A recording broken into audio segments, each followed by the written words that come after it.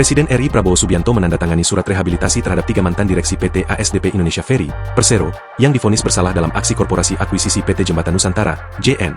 Mereka adalah Ira Puspadewi, Muhammad Yusuf Hadi, dan Heri Muhammad Adi Caksono.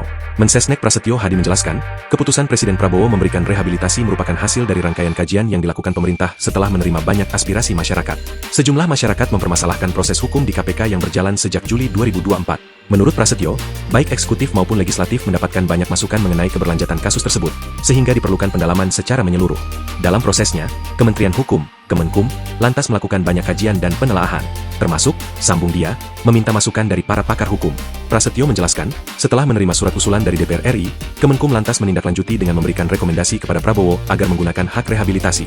Dalam rapat terbatas, kata dia, Prabowo mengambil keputusan untuk membubuhi surat rehabilitasi tersebut. Berdasarkan permohonan dari Kementerian Hukum dan memberikan persetujuan, alhamdulillah sore ini beliau membubuhkan tanda tangan. Kami bertiga diminta menyampaikan ke publik untuk selanjutnya supaya kita proses sebagaimana peraturan perundang-undangan yang berlaku, kata Prasetyo.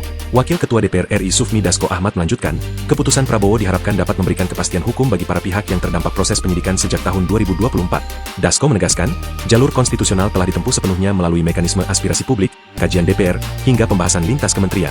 DPR RI menerima berbagai aspirasi dari masyarakat, kelompok masyarakat. Kami kemudian meminta kepada Komisi Hukum, DPR, untuk melakukan kajian terhadap perkara yang mulai dilakukan penyelidikan sejak Juli 2024. Hasil kajian hukum itu kemudian kami sampaikan kepada pemerintah terhadap perkara No. 68 Pitsus PPK 2025 PN Jakpus, Jakarta Pusat, ujar Dasko.